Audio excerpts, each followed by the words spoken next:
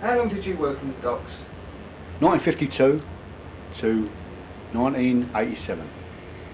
What docks did you work in? Royal Group. I worked them all at some time, I was based in the Royal Group. Worked as a stevedore there, 1700 stevedores there at that time. 9,000 men, 1700 stevedores, the rest was dockers like, not corn porters and dockers like. What's the difference between stevedores and dockers? Spanish word means to stow.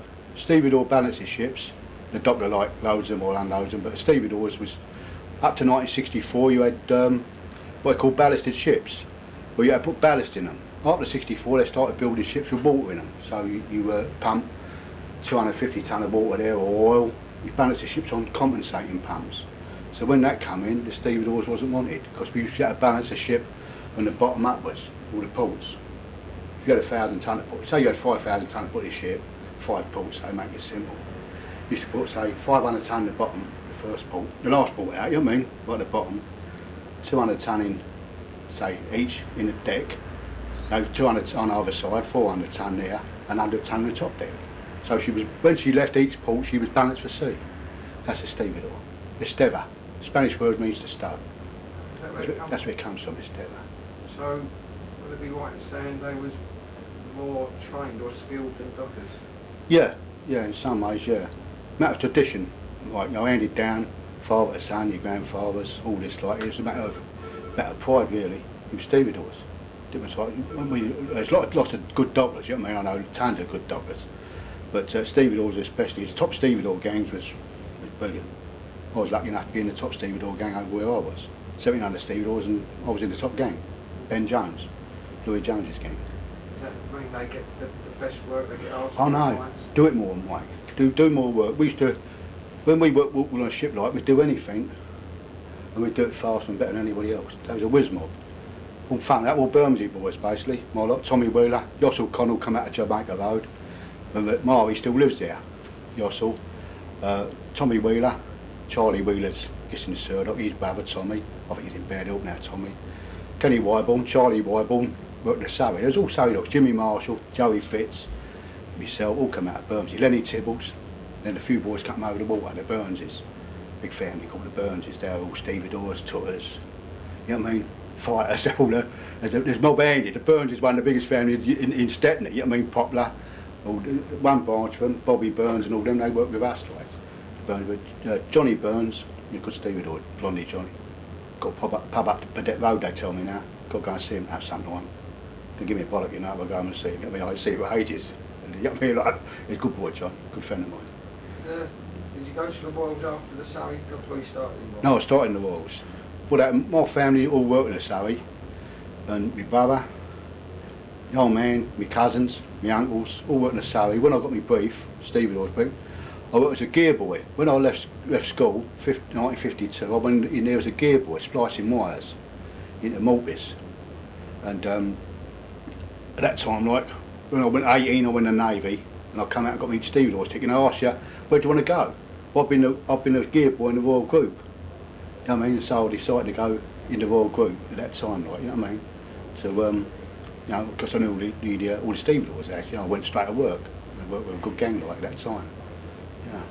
But how many years did you work in the Surrey? Was it just... Oh no, on and off. Got allocated there at times, but on and off like. And when you got allocated over there for a day's work, you was continuity. Like you got allocated to a timber ship over there, stevedores, you couldn't leave the ship till the ship was finished. I was allocated to Millwall, the West India dock, but mainly the Surrey, Millwall for a ship. Then you go back to your own sector. Got your book back, and you went back to your own sector. But stevedores, the difference between dockers and stevedores was we want to work on our ticket, and they want to work on their book. They had a national label book, and we had a ticket, and we want to work on that. We didn't recognise the book, stevedores. We want to have an up-to-date ticket. And on the call, you had a line down there called 1700 stevedores, and if you stepped over the line, you didn't go work. They call that soliciting work. Put your foot on the line. You don't go work, Dave, brother. Pick up somebody else. Outdoor delegate there, down early, and he used to say, "Oh, you're not going to work, Dave, brother. Step out and step forward, take his job." Because that was called soliciting. In other words, arse licking. Do you want me today? You know what I mean? Would that have happened where they called on at the say the Surrey, the bus shelter, Redriff Road? Redriff, yeah, that happened there and all. What was the routine at the bus shelter? Same thing. The line, like, it wasn't. I don't know if it was painted in late years, but you had a line in the road. You know what I mean? Your grandfather went there. You know what I mean? Old man Donovan, he but my father. My dad was the outdoor delegate there. He was at Stevedores Union, you know what I mean? But they had a line there, and you didn't step over until you was called. You know what I say? Billy, Tommy, Harry, Jimmy, you know what I mean? You wouldn't step forward till you was called. Stevedore phone had tallies. And they give you one, give you a tally. And they count the tally, you give them back to him as you step over. You know what I mean? You go, here, in the art of the call, you give them back to him. You had tallies. Some didn't bother with tallies, the majority of them had tallies. And you didn't walk off the call light. So you wanted 13 minutes with a winch gang. You know, Jimmy's late, come wait with Jimmy. You couldn't wait with Jimmy. If he ain't there, he ain't there. You've got to pick up another man. And Jimmy lost 10 days work perhaps. He gone on like a timber ship, say, a plank job, which is good work in the Surrey, good plank job, as opposed to strips. And, you know what I mean, you lose a week's work, or 10 days work. And so it was hard school really, you know what I mean, it was hard, you had to be there, you know what I mean. Couldn't lay in bed and say I'll get there like 10 o'clock. That bus shelter seems to be quite significant in the history of the Surrey docks. Yeah, well, the Surrey docks was older. The oldest dock in London was Holywell dock. It's up by Plough Way. We're Plough Way. That's the first dock dug in London, the Holywell. About 1600 odd, you know what I mean? But then the Surrey docks, I think, was the oldest dock, because they developed along Deptford and into then it worked up the Sheds, Thames, up the Butler's Wharf and up the Woods Tower Bridge. All that side was the first docks. Then I think they dug out the West India dock then. East India was dug out, then the Millwall, and the last dock was the Royal Group in Tilby. But the oldest dock was the Surrey. There was all operating ships in there, sailing ships, you know what I mean, like in 1800 and 304 or something, I mean, what's this? That's always my reckless. 8 Series BMW, got no dosh. Including property. Including property, yeah. That was last £100 grand. Because I don't know if you've been down, you know what they've done with the old bus shelter? No, I'll go by it, Mike. I'll stop there for ages. Like. They've moved the bus shelter, no, well say you're looking up as you it's on the left. Yeah. They've moved it, bit by bit, onto the right hand side, because they used that part for the Tesco. Yeah. But it's still there. That's how significant it was as a place that was part of the docks. Protected building, see? It's the same as the Iron Lung at the Albert Dock. If you ever go down the Iron Lung, the Connaught Tavern at the Albert Dock, you've got what we call the Iron Lung. It was a piss hole outside. It was put there. There's photos of it in the 1889 Great Dock Strike, and it was built before then, so it's a protected building. You go in there like you know what I mean, you pass out like a piss in there. I'll carry blokes out there like a sacks, you know what I mean, covered in piss, you know what I mean, at times, right? But it's a recognised, they can't knock it down. And it's still, they've got an airport there, the Iron Lung's still there, can't knock it down. And that's outside the Connaught Tavern, that's a protected building, you know, it comes under all this, you know what I mean, like part of the history of the place, like, you know, same as the bus shelters, you know what I mean? And so all them places will be protected, like, you know. And I think over Millwall, there's a site over there they can't touch. It's a bit of waste ground, mate. There's a site over there they can't touch for some reason. Because historical, like, you know, somebody lived there, I think. It's all down there, but somebody lived there, I think. So there's sites in Dockland where they can't actually... I've got an old photo of the bus shelter, and you can see it is the same. It's the same little jagged bits of wood where it's carving. It's good that they've kept it, I think. Yeah. Was you happy working in the docks? Yeah. Tremendously happy. Quality of people, mate. Quality of people. You know what I mean? People in the docks was well tried, and that's all that's one of it. Was well tried. You know what I mean? Like mates, like your Peter, Percy, God rest him, Dennis Scanlon, rely on them. 100% blokes. You know what I mean? Like up and up blokes, not like this. Load of crap. I'll call them half men here, because they've got no belly and they don't talk up with each other. They fucking natter about like. You know what I mean? Like these people outside. You know what I mean? The people I work with now, like, I don't know nothing to do with them really, because they're not quality people. Not like company I know. I was happy in the docks, tremendously happy. As a fact, my missus said to me, "You're funny, Mick, all the people, only people you like doctors are stevedores." I said, "Yeah, well, I've never been let down by them." Never been let down by a dock or stevedore. I love, we're like brothers, you know that. I mean, Peter and Percy, Dennis, I mean, Jimmy Gibbons, he's over there, Gibbo. All these people go way back. Stood out in the picket line together. More or less start together, you know what I mean? Come out with a principle and stay there like. Ain't gonna leg you over. Ain't gonna do you down. Ain't gonna talk behind your back. These are genuine bloke. Best people God put breath in my opinion. Dockers and stevedores. Yeah. And mainly he come out of Bermondsey, come out of our own manor. Bermondsey, Stepney, few boys out of Poplar, West Ham, right along the river, you know what I mean? Shadwell Basin. All come nothing, we all like. We was all paddies actually. All the stevedores, all Shaughnesses, Murphys. Like my ancestor is Dalligan, Flaherty and O'Brien. My name's Tudor. I had 3 Irish grandparents. The O'Briens worked in the docks, the Flahertys didn't, the Tudors worked in the docks. So that's how I got my brief. But my cousins, the O'Briens, all come out of Deptford. But we all come out in the old country, like Connemara and Mayo and whatever. Dug the docks out of 1810. That's all the stevedores, all Catholics. We're all Catholics like all this. Because we was all, you know what I mean? We all come in the old country and you dug the docks out, you worked in them. And the Stevedore Society was formed, I think about 1836, called my dad. Then we go back, I think 1889, the big dock strike we had, which was, we won, we already had the tanner. But we come out and manned the pickets for the dockers tanner, the stevedores. And then that was the old dock union, you know what I mean? But they was up against it, but the stevedores manned the picket lines. Greatest victory we had, 1889. Thanks to Australia. You know what happened about the Australian Morphers? The Australian Morphers sent us £30,000 to continue the strike. On the Blue Union badge is the Australian coat of arms. In recognition of what the Australian Morphers sent us in 1889 to continue the strike. They never forgot it. And that's on our badge. Badge of Australia. Kept us afloat. Australian Morphers. Sent it over to stevedores. But you'll come them people, coal porters, corn porters, dill porters, and the stevedores. You know? But we already had receipt of the 1889 dock strike was a big event in our history, in trade union history. And we never forgot it. You know what I mean? And we've always been close, mate. I'm just reading through the book. It's called the 1889 dock strike. Very interesting. Yeah. Because, you know, as you know, it was a big advance, big step forward for the trade union movement. Yeah, the beginning of the Labour Party being formed. Oh yeah, the match girls and all. The match girls was out 1888, the year before. The girl, they was dying of sulphur disease. The girls, their fingers was dropping off. I mean, literally dropping off, the girls. And working men stood up then, instead of being exploited by these governors. You know what I mean? They built it now. Forgot it now, Blair, and then forgot it about all that night, but, you know what I mean? Them people. How close was you to the men in the gangs you worked in? Good pals. Yeah, we rely on each other. Very dangerous game. You know, before containers come in, you know, you had wires breaking, derricks coming down. You was looking up. Men push you out of the way. Yeah, we rely on good mates. And you chucking like bags of sugar about.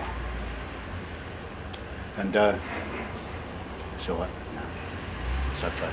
You're chucking bags of sugar about, like 200 weights, 300 weights sugar. Not 300, it was Cuban sugar, but we used to do 200 weights. Me and you on the end of a bag. You got to be sure each other. You've got your back, £224 we chucking, haven't we? All day. I used to work with a mate, never taught him a day. Good mate of mine, Billy Nicko. Young Bill Nicko. He's older than me, but we had 2 Bill Nickos in the gang. Young Bill, good family Nickos, good stevedores. And me and young Bill used to chuck the sugar away all day. Mauritius, Pernambuco, done Jamaican, Aussie sugar, done all these, all grades of sugar. Formosan in cane mats. You chuck it around all day, you wouldn't hardly talk. Fag on it, mate. And work easy. Good mate. I knew when you was going to lift me, you know what I mean? Chuck. Half a bag up.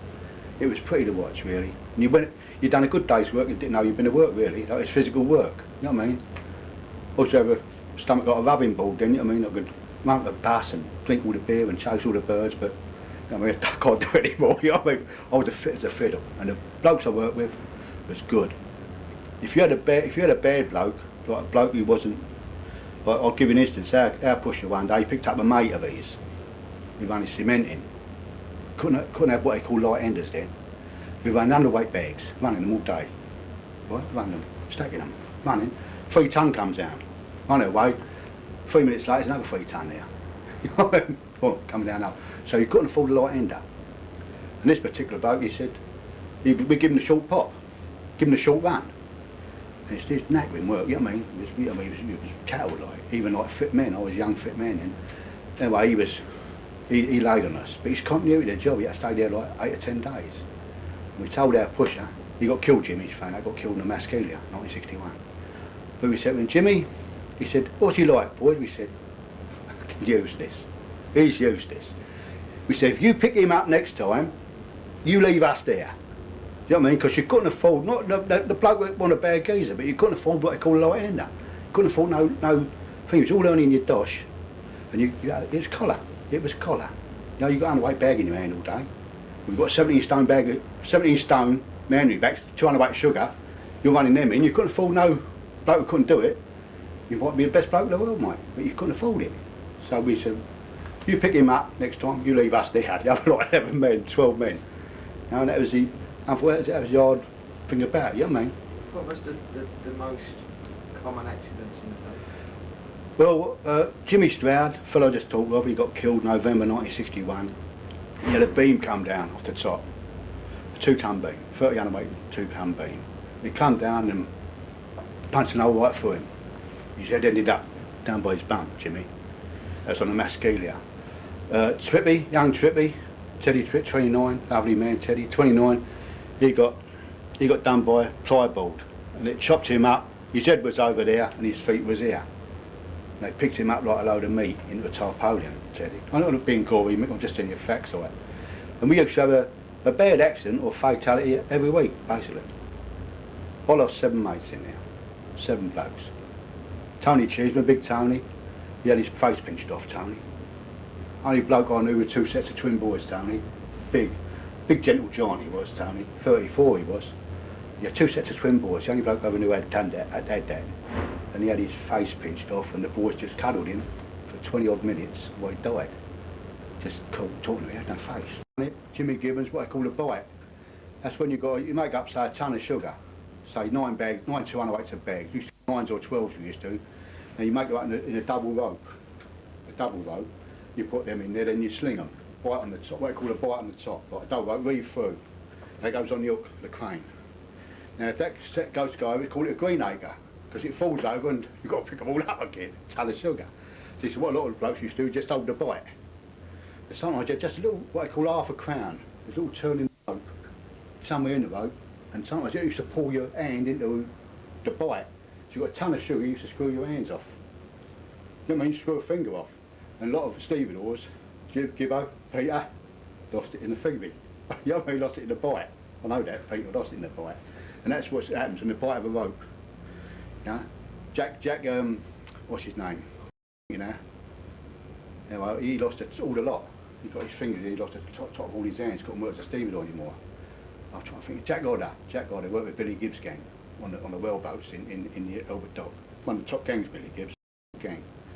And all the top of his fingers. You know what I mean? And men, I say, got broken legs, broken toes. You know, it was common every day. The man was badly hurt. I think the most horrific one was Bassey. He got grabbed by a sugar grab. Come over, you know, the chief got in like that. And he went right over the top of him, went, come, you imagine his legs, come, just crunched all his legs up. But when Stroudy got killed, that was a bad one, when Jimmy got killed. I was alongside Jimmy. It was me, Charlie. I never remember that properly because I think something fogs you out.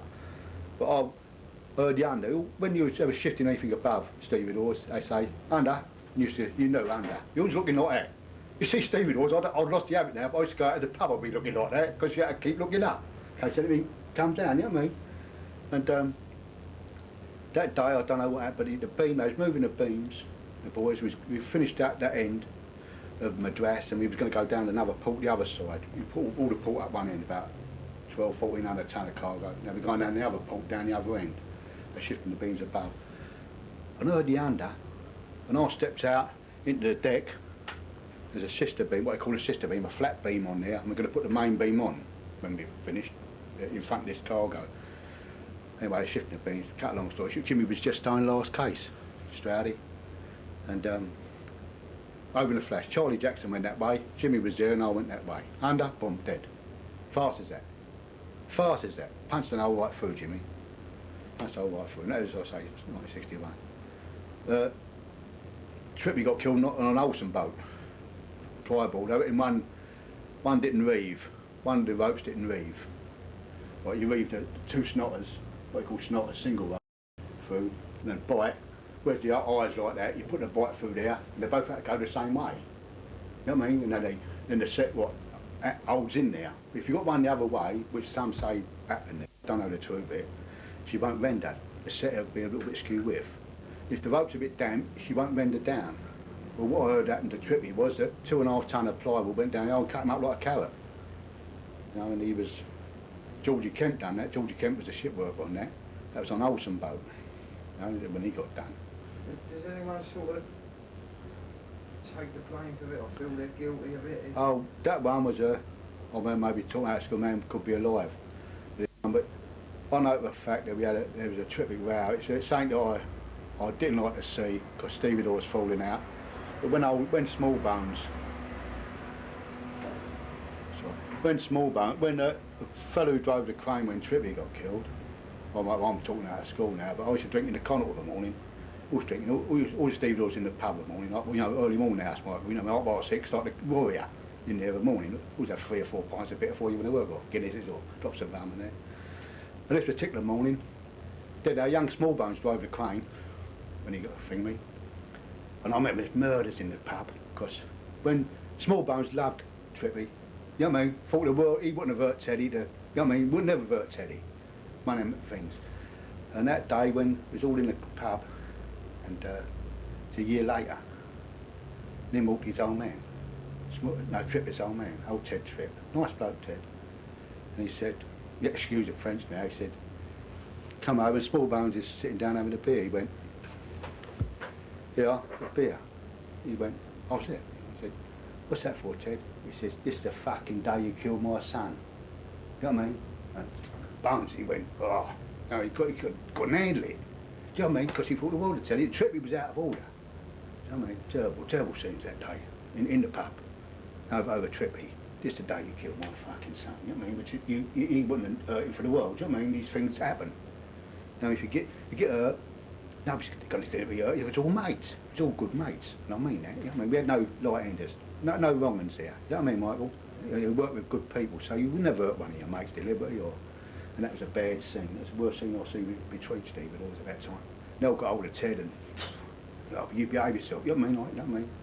There's murders in the pub about that. Most people deal with death, don't they? The family, it's, you know, yeah. Feel like you've got to blame yourself.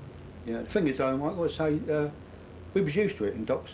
We become an insular society because nobody give a fuck about us. The papers run us down. We was always on strike, lazy bastards, this and that. That's all we ever done with it. Can't strike and hold the country around small this time. We went out about dangerous ships. We went on strike with dangerous ships, not dosh. Because people was getting hurt. On the Hellenic boats, they was doing the Hellenic boats and a couple of men got badly hurt on the Hellenic boats. So we turned around and said, get them fixed, otherwise you ain't going to work them. And the port employer said, well, you don't work them, the ship owners. You don't work them, you don't work none. We said, well, we don't work none then. Simple. You know what I mean? Like, so we stuck together on them things. Because they had disputes about a lot of things what the public didn't know. They didn't want to come down and talk to us. You know what I mean? And we become very insular looking, insular. The man got hurt in the dock, who was had what they call the old bucket round. A man got killed, a bucket come round. That's how Johnny Smith got killed at Tudor Street, for argument's sake. You didn't know Johnny Smith, you go, yeah, half a quid. You know what I mean? Or if you had $1, well, you might have a fiver, you know, those old, and they had a bucket. So I took it round to the wife and said, yeah, like, can't bring him back, but that'll keep you going for a little while. You know what I mean? We looked after each other. You know, and we always looked inward. Doctors and Stevens. And we carried on that way. Jackie Dash, when Jackie died, I think about 800 of us turned up. See Jackie off, well-known dock leader. I don't think the old man went, but I went over there with Bernie Seaton, and the old man knows all the people I went with. I went to the funeral. And give the old Bill some credit, they shut the lights off. They made it all right with us. No, I don't fond of that, mean, but the old Bill made it good. They shut the lights off and they made the funeral go through nice. You know what I mean? Give them credit up to East London, where Jackie was cremated, like, you know what I mean? But we Wiltshire, I mean, they come from Avonmouth, Liverpool, Southampton, all them doctors come up. because Jackie Dash was one of our good leaders. He was a communist and this and that, and Jackie had his faults and this and that. Taught Jimmy Smith how to paint. You asked Jimmy Smith, you know Jimmy, do you? You asked Jimmy about Dashy. You taught Jimmy how to do the painting and all that, like. You're very good, like. Smithy, we should run it work, Dashy. But them things, he was very solid. So another good man talked about Jimmy Smith. Another solid man, good bloke. Quite good bloke. Oh yeah, Smithy, yeah, he's a good one. Give him all the guys, Michael, wouldn't you? Yeah, He's a good one. Did you socialise with your workmates outside of work? Yes, Michael, yeah. Used to drink. Good friend of mine, God rest him, all gone now. The Bookmans, the four brothers, Charlie, Chummy, whose name was John. There was Stevie, who was my mate. Charlie, Stevie, John, and Billy. All come out of Bedeck Road. Right, all come out of Bedeck Road, Stepney. They all died, all the four of them went. Good stevedores, good mates. I used to drink with Stevie Bookman, Big Roy Woods. You might not have heard of Big Roy Woods. Roy Woods. I used to drink with the Shorys. That was all, yeah. I used to socialise with doctors and stevedores. Was it a sort of, they're sort of famed for being heavy drinkers, would that be correct? Some was very, very heavy. Harry Poskett, he was a, he went to the doctors, he was a big man, Harry, about 24, 25 stone, and he went to the doctors, and he liked beer, put it that way, Harry. And the doctor asked him what his habit was. So he said, about 20 pints. So he said, what's that, a week? He said, that's a day. He used to drink about 4 in the morning, about 4 dinner time, then he was in his local every night, Harry Poskett. Another big, nice man, big Harry Poskett. Yeah, there's a lot of heavy drinkers. My uncle Harry Tudor. How can't see how he could work at 25 stone? Was he big? Yeah. Yeah. Big and fat? Yeah, well, you take my uncle Harry, used to work in the Surrey, Regis Stevedore. Peter knows him, he'd tell you a bit more about Harry. Harry used to drink with the Iron Duke and Peter Candy, and they was both big men. They used to work outside Gang on Timber, which is Collar. It was Collar. They was all big. They was all big men. My uncle Harry was about 22 stone. He used to drink like a fish. He drank like a fish. He used to drink in the corkers of the morning, you know what I mean? There'd been the fidgets, Ship of York, you know what I mean? The compasses, wherever he was working, Harry's beer. There was quite a few heavy drinkers, very heavy drinkers. Then others who didn't drink at all, like normal society, but majority of stevedores, I would say, what, 2/3 of the gang used to drink. So he was going, when he finished dinner time, he used to go out and have a drink, have a pint. But he was always back at 1 o'clock, because you had to be back at 1 o'clock, because you had to earn the money to go and drink. So he was never late back. So was there a lot of pubs that had opened at sort of morning hours? Oh yes, yes. Millwall, there was one at George, I know that for a fact. You had the Blue Post and Charlie Brown's at the West India Dock. You had the Connaught at the Albert Dock, and the Steps, Custom House Steps. The Galleons, it was all at the Albert Dock. You had another at the Standard, Early Morning House, and the Three Crowns. They was all early morning hours, open up by 6 in the morning. You go and have a beer in the morning. Same as like the markets. What about the ones on the Surrey? Surrey, there was the Warrior, the Corkers, the Fidgets, the Ship of York. I know the fact. I'm not sure about the compasses or the Ship of Mail. I'm not sure about them, man. I think they must have done. Because a lot of the docks around here open up. I don't mean the China Hall did, for example. I don't mean the China Hall was early morning hours. But quite a few of them was, Michael, you know what I mean? Quite a few of them was. And they'd be put up with dockers? Oh, yeah. Past 6? Yeah. In the Connaught, the pub I drank in was drank the most bitter in Great Britain. Had a delivery every day, and she wouldn't be mucked about with all she said was bitter and Guinness. You know what I mean? You go in there with can I have like a cocktail? I'll tell you, alcohol, like, it was all bitter or Guinness. There used to be packs. Smithy was drinking there. You Jimmy about it. You tell more about the Connaught than I can. You got some thingy, Sam Mott, a fellow called Sam Mott. He's a good mutual friend of me, and Smithy also drink with him now and again. But anyway, it used to be what? Jimmy, I suppose 200 in there every morning. Packed. Bitter. And you knew whether a man wasn't in, because you put your glass down, like my glass would be there every morning. Yours would be there alongside it. If your glass, I say, where's Mike? I would look around me, I think, look there, I say, where's Mike? Why ain't he only about like? Because you used to put your glass there. Everyone used to say, well, I was going to say, where's Micky? Only here this morning, right? I mean, it was that common. You look around and think me like, he's missing, right? Didn't look around me, but it's packed. Happy days, full of sweat and smoke and good people. Yeah. What can you tell me about the Devlin Report?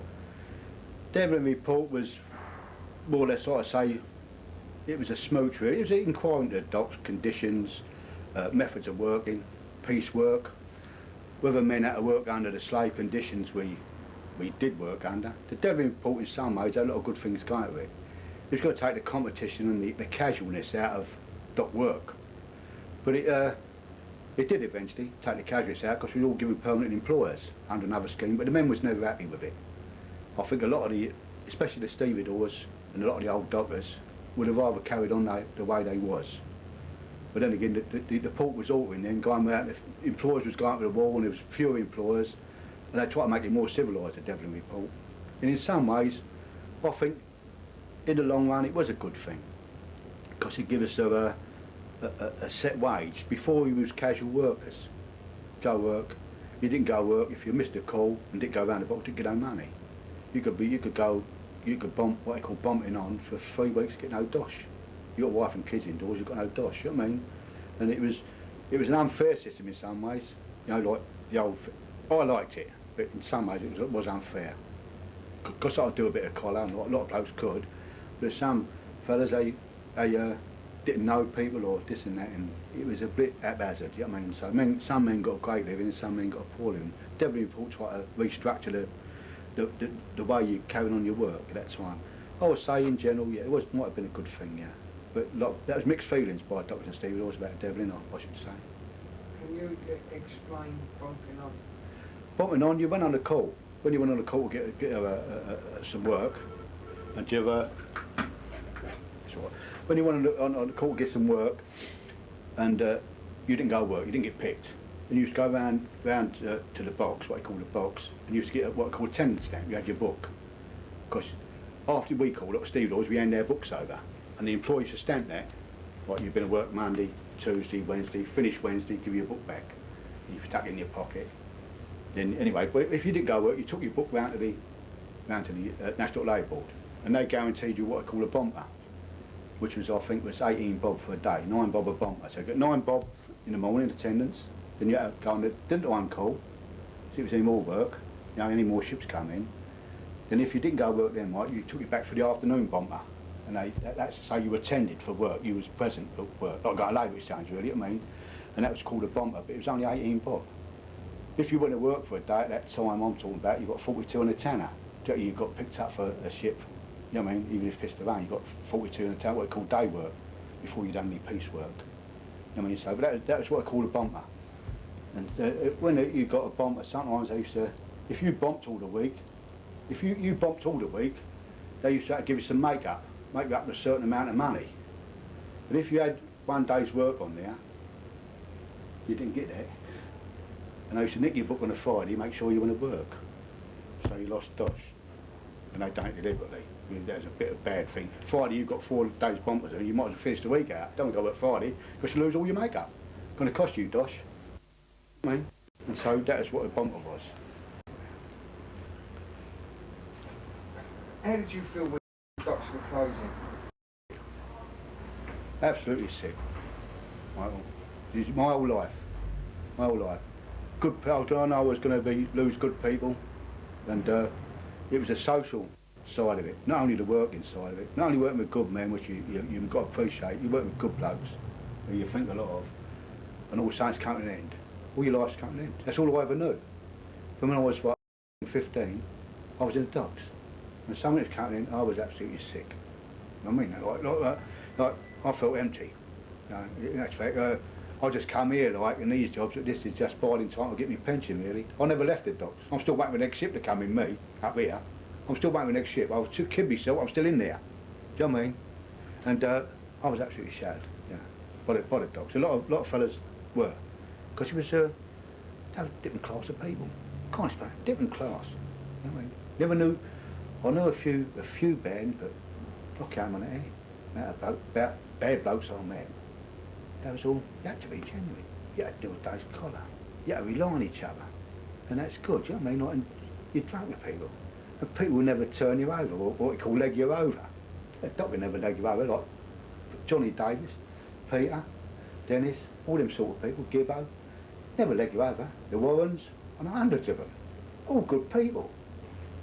Why do you think the docks closed? Containerisation, packaging, bigger ships, and practically another item I think was property values.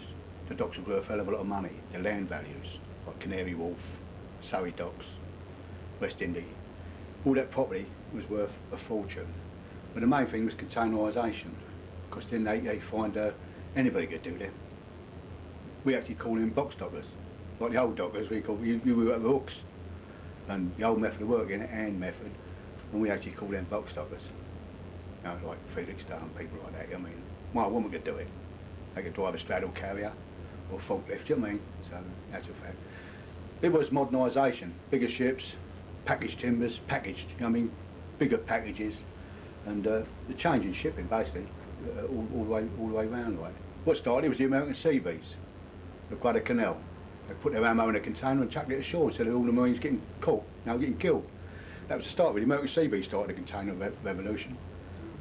And I remember Jackie Dash, he was down in one day in a container, went across to the Yankee boat. He said, see that there? That's your coffin going over there. He said, what, Jack? It's about 1950, 57, 58, 59, about that. And I see it one guy, Yankee boat, we went, yeah? He said, that's your coffin. He said, go away. He said, that's going to be the death of us. And it was, because he less meant to put a container on. They had bigger ships. These ships now take 800, 1100 containers. You can, you know, like 50, 60,000 tonne. Don't need stevedores. And so basically, containerisation ruined, you know, done away with us. What about the what other people, the rest of the country say, like the militancy of the dock? There's no saying about strikes, holding to man. That was a press, the right-wing press basically, come on to that. They wanted something, they hammered the miners, they hammered the steel workers, the car workers, the dockers, because they had no comprehension, the class system in this country, they had no comprehension how a miner lived, or a docker lived, or a steel worker, they had no comprehension what their lives was. Didn't want to know. As long as somebody done the dirty work, they didn't worry, because they was making tons of dosh up a place like this. They had easy money, this and that, and they didn't worry how working men worked. So all they could do was condemn, and most of the press was right wing then, Daily Mail, Daily Express, all them sort of people. Never come down and talk to you, talk about you. So basically it was a class thing. Because that militancy, you had to stand up, or otherwise they'd walk all over you. And the port employers are like lorry employers now. Well, you got them today in Kent now, you got them today where they say, I've got a mate of mine, Ronnie Queen. I said, Ron, why do you drive that company? He said, I've got to drive them. I said, what do you mean got to? Because nobody else to employ me. Because they've got a thing, if you work with them, you don't work with me, like, you can't leave them. So these governors, you know, had to be fought against. Blokes like Jackie Dash, a man called Constable years ago, had to be fought.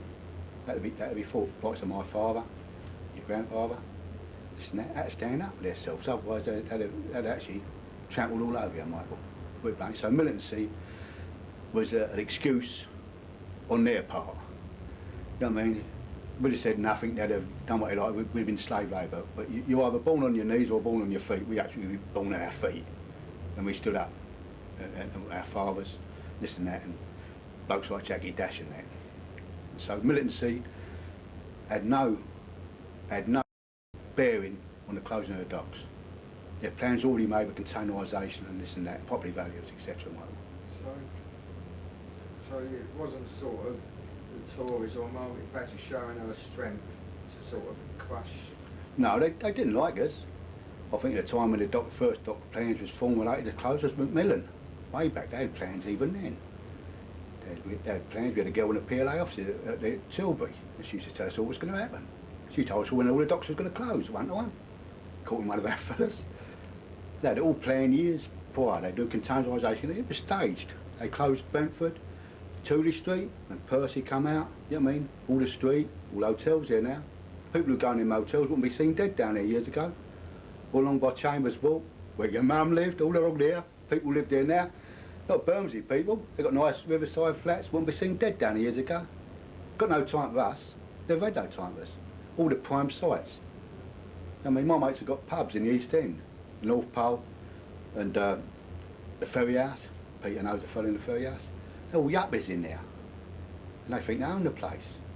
They do, straight. Got their BMW, you know, our luck story, got rid of the BMW with a Porsche, I mean, it breaks your heart, doesn't it, you know what I mean? Got rid, They do, they go, oh, the job ain't, I'm only getting £2 a week instead of £3 a week. I mean, oh, terrible, isn't it? But they drink in the ferry house. You got all the Wrights and all the boys, Danny Burke, all them, they all drink along there. All come out of Express Walk, all the Peter knows all this. And they drink in there. And they don't like listening to old luck stories like that, you know what I mean? So, but them people who live there now, what we seen dead down years ago, the property people have made a fortune out of Docklands. Did you ever used to work at Butler's Wall? No. No. That's like a prime example of what they've done. It's all restaurants. Oh, yeah. They've done it all the way along both sides. You talked to your mum years ago, Georgie Nichols, there's a man you want to talk to, you know, about Butlers. Georgie Nichols, there's cousins of your mum, the Nichols. They come out the Albion, drinking the Albion. Tommy Holland, Mill, Aunt Mill, might have heard of Mill Holland. I'll tell you who's this. That's all right. That's it, okay. That's the old Scotsman. Yeah, and he worked at it, Georgie. He's got I mean, I think he's got a crab stall outside the South Park Tavern now. We'll talk to Georgie. He can put you. I've bought there, I don't know. Well, Georgie Nichols, you know, knows your mum, knows the Hollands, all the Hollands, I know all the Hollands, Batty Johnny and all them, you know what I mean? Or Kathy died last year, I mean, no Kathy, Bobby. And he's got the stall. He's got a stall, Georgie. He worked at Butler's Wharf with Charlie Roach, Albert Blackman. Ask your mum about him, because he's handy at catch. Georgie, he told you, Georgie, lovely fella. He's related to you. The Nichols, it's still related to the Hollands, you know what I mean? And he worked at Butler's and they done short sea traders up there. Davy Brown, he lives at the back of the Brewers. Dave, he worked there. He gets in the boatman's. He always drinks in boatman's, Davy. He's no one. He's still going, though. Davy's still going. But Butler's Wharf was, they worked at what they call short sea traders. Small ships, different rates. Better job than we had. Didn't have far to take the cargo and got twice as much for doing it. Percy up there, you know. You see that photo of Percy, didn't you? You seen him, you've got it, your mum's got it, Percy. That's Butler's Wharf. That is Butler's where Percy. I always kidded him, he had a rubber hook. He never done no work there, Percy, did he? I always said, wind Percy up. He said, no. Percy, I said, you have rubber hooks down there, Percy, I mean. But that was, you just say it's a prime example. Where Butler's Wharf, what they done along there. Value of it's enormous, isn't it? You know what I mean? Up the Shad Thames, Wapping the other side. All Wapping, all them places over Wapping, in the Millwall dock now. I got lost in the Millwall dock. I had a shortcut from here. I think Rovoi was closed or something. Was it? No. Yeah, I was at the Blackwall. Rovoi was closed, so I went into the Blackwall tunnel, and that was closed. You know what I mean? Boom, boom. I went, oh, I'll shoot with the docks like. You know what I mean? I'll shoot through and try and get the traffic. I got lost. I went over to Centre Pam. I said, I got lost. She said, well, I said in Millwall dock. You never credit it. It's all altered. They've altered this and altered that. And all I headed for the Queen's Bridge and Teddy Jackson's flats there. Well, I knew Teddy still lives, Teddy Jackson. Your dad knows him, Teddy. And I thought, I head there, I know where I'm at Queen's Bridge like, at Millwall Dock. So I headed for there, to get out. So I didn't have a clue where I was, Michael. I didn't have a clue. But, is there a skill to using the hooks? Yes, yes. It's worth another man's here. If you're picking up say you turn over a 500 case, flat on the deck, you can't turn over, can you? You've got to get your fingers underneath, haven't you? If you've got a case, say, that big, you get your hook in, shoulder, you can turn over. Strong man, I know men turn over half a ton, 1200 weight. I'm not, I was a strong man. I was a strong knife now, but I was a fairly strong man. And I could turn over 600-700 weight with that hook. Your fingers, you could turn over 100 weight. That hook, get in the side, shoulder. It was worth a lot. I've still got a couple indoors now. Still got a couple of hooks, that's what old time says. Was there different kinds? An S hook, which was used as a case hook, it was shaped like an S. That was used for pulp or cases. It was optional for cases, no good for bag work. Then you had what they call colonial hooks, which was a straight hook around, just a straight, like you see on the waterfront. Them hooks, you know, Marlon Brando, that's the sort of hooks that most stevedores, dockers had. That was a docker's hook. Then you had Formosan sugar hooks. Well, I mean, got off Formosan ships, which is just an handle with an hook on the end, Chinese hook. And a lot of men had them, quite a them. What they picked up, I had Australian wool hook. Australian Wolfie lost it, and I had it for years, and eventually I lost that on a Polish ship. A Polish docker ended up with that. Well, I found it on an Australian wool ship.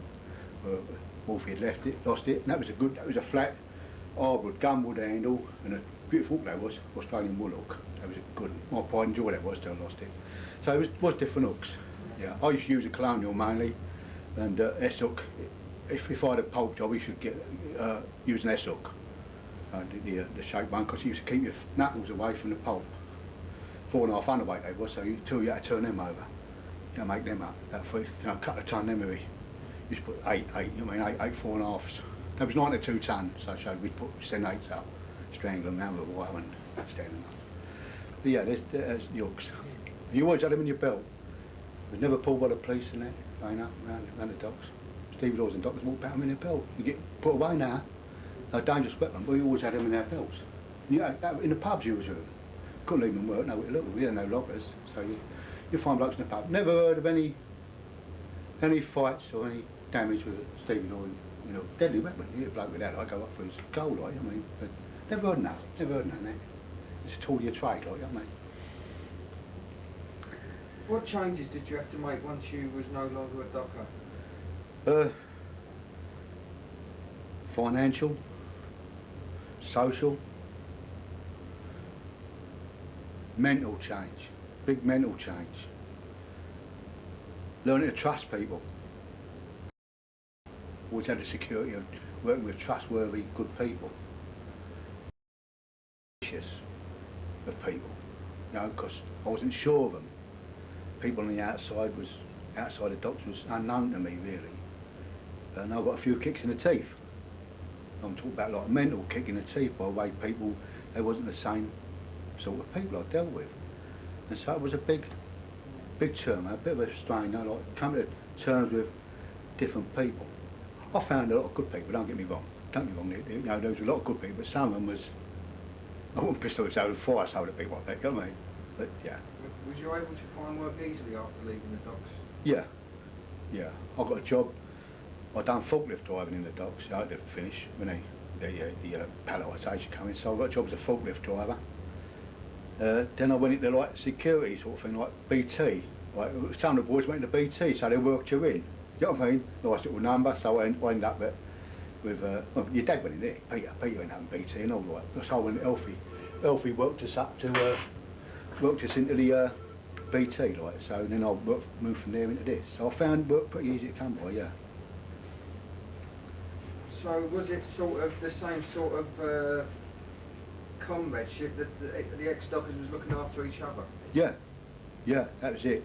You'd always look after your own, Michael. Do you know what I mean? Before anybody else. That's what happened in this job. I think the first one was Bernie Goodall. Like Bernie, lovely man, good friend of ours, me and Peters and Percy, Bernie. And he come down and I said, looking for a job, Mick. I went, well, no problem, they wanted a bloke in here. So I went to see the governor. That's what you know, he's even in here, Bernie. Then Jimmy Gibbons, wanted a bloke over there. Stevedore, your dad. Yeah, so the old dockers look after their own, get them into jobs. How many dockers you got in now, ex-pop dock workers? Well, there's Micky McSweeney. There's a couple over the other side I don't know. I know they're dockers, so there's 2 over there which I had nothing to do with. There's Jimmy Gibbons, me, Bernie Goodall was here, and Peter. That's the ones I know on this job. See, and the same as when Elfie Hobbs went to BT, he worked Micky Churchin, Peter Millen, me, Peter. Who else in there? Couple more was in there. But we, yeah, look at our own, Michael. You know what I mean? Would you as happy in any of your new jobs? No. I'm not happy in this job. I'm stuck down here. I'm 60, coming up 62 now. And I can't get another job. I've got 3 years for a pension. They're going to give me a bit of dosh and a pension, so I'm going to hang on for it. I'll be stupid like to step out now at my stage of life. But I've never been happy since I left the docks. I've just had jobs to fill in, and my missus had a hard time when I first come out, because she used to be moaning all the time. You know, cut up with my bag. And eventually I thought, well, what's the use of moaning? I've got to have a work, so I ended up here like that. And it's a job, Michael. That's all it is. You know what I mean? Something to fill in. And memories, basically, of good people. You know, like I'll bump into them now and again. Bloke come here delivering dinners one day. It's one of my old mates, like old Tutty. He come in here like, what are you doing, Tutty? He went, oh, how you going, Mick? Not my no see. And I had a cab driver come down here one day. He said, know you, don't I? I said, yeah. I said, I know you. He said, Millwall Dock. I went worked in Millwall with Peter and MCs and Dennis Scannon. So I said, yeah, he said. Got me dummy knowledge, he said. Got tons of dosh, he said. Never been so fucking miserable in all my life. Do you know what I mean? He said, tons of dosh, he's a cab driver, done the knowledge. He said, I've never been happy since I left that game, he said. He said, I've got more dosh than I know what to do with now. You know? So, it was that, it meant that much to us. Are there the same bonds or comradeship between the men you work with now? No. No. Once you say that, I work with people because I work with people. As I said to you before, some of me I want to piss something that was on fire. No, they're not in the same calibre as people. I'd put it this way, well, you've got to go through life trusting people. You know, your mates, people you're not about with, and these people, they're legging me over. If they had half a chance of climbing the ladder, they'd step on me, you know what I mean? And so I've got not a lot of, they're all right, but they're not my type of people. You know, so I'm pretty isolated. I mean, my guys are like my social life. All this I like is to keep in contact with you. Like Peter, this and that, he'd tell you the same. That's all gives you the old shot in the arm. You still socialise with other ex-dockworkers? If when I can. I don't get a lot of chance down where I live now in Maidstone, because I moved down there when the Wolf moved down. And, you know what I mean, so I don't get a lot of chance now. I moved out of up home like, you know what I mean, Bermondsey sort of thing, and Stepney. I don't knock the boat, a bit socialised around Stepney, Bermondsey. I mean, like, that way, mate, that way, yeah. Socialised like in the pubs, right? It's all pubs, you know what I mean? And like the Sun that Sands on Blackheath, you also meet up there and have a good drink, you know what I mean, at times. Well, at times, nearly all the time up there. And all them days are gone. Good people. So whenever I associate with people, I'm always glad to meet, like the Warrens. The Warrens, a family, the Surdock. I've been on the Surdock Club, been on it for years. And I go up there when I can. But apparently they're getting less and less up there now. They're all popping their clogs. Billy Rake died the other week. Didn't it? Billy did, yeah, coming out there, Billy. Apparently, Peter went to the funeral, didn't he? I think Peter went to the funeral. And Billy took bad in there and bumped, he died in the ambulance, Bill. Nice bloke, about 62, 63, nice geezer. Freddie Levitt, you know Fred? You know what I mean? Great Fred, he's gone, isn't he? Harry Duffin, Harry loved him, loved Harry Duffin. They're all going, like, you know what I mean? Kenny Eade. And me and your mum and dad went to two, didn't we? Well, went to Paddy Buckingham. Paddy died, didn't he? Another nice man. Knew Dashy. He knew Dashy more than anybody. Paddy. And next day, Micky Evans died. So me and your dad went to the two of them. I think your mum went to Paddy's and she didn't go to the other one, but we went and buried Micky. You know what I mean? And they was good people. I've heard of instances where men have not been able to adjust after the docks and committed suicide. Oh yeah. That's what took Dennis, I think. Dennis Scanlon. He told me he topped himself. So I trying to figure it out, and he loved the docks, he loved his mates. He loved his beer, and he was involved in that. You know what I mean, Dennis? And I don't think he could handle coming out. I never contemplated suicide, because you've got to live on so Paddy comes out of me, I suppose. I like a bit of joviality, and you know what I mean, and come see, come so, I like my character. But Dennis apparently got a mental block and he couldn't handle it. And of course, after Percy died, that put a damper on all of us, you know, when Johnny died. And you know, like our little group, like, used to have them old lads would do it, showing your mum and tell you had some nice little times. And but all that went away, like, you know what I mean. Gradually come less and less, and I like to keep contact, like we did. I always keep contact with, you know, with Peter. And Gibbo, we always phone, Bernie phones me up here, Bernie Goodall, phones, how's it going, Mick? He's a bit of a child. But he lives down at Chesterfield now, down Herne Bay that way, you know what I mean? But yeah, I like to associate with dock workers, keep in contact with them. You might be able to interview Jimmy at some stage as well. Well, Gibbo? Yeah, he'd go with Gibbo. Yeah. He's phone, well, in actual fact, phone, just go and Bunyan thing me, I'll find it, I'll give you dates when he's on. Yeah, ask him first and then tell your mum. Yeah, Gibbo, he'll tell if you tell. Jimmy Gibbons, he's only over Bunyan by the Shakespeare. He works over by the Shakespeare pub. Yeah, what I'm saying is in Aldergate Street, well, Bunyan Court he works, Jimmy. He'd tell about the Surrey and all, what the Surrey was like with Peter and that. Yeah, he's all right, Gibbo.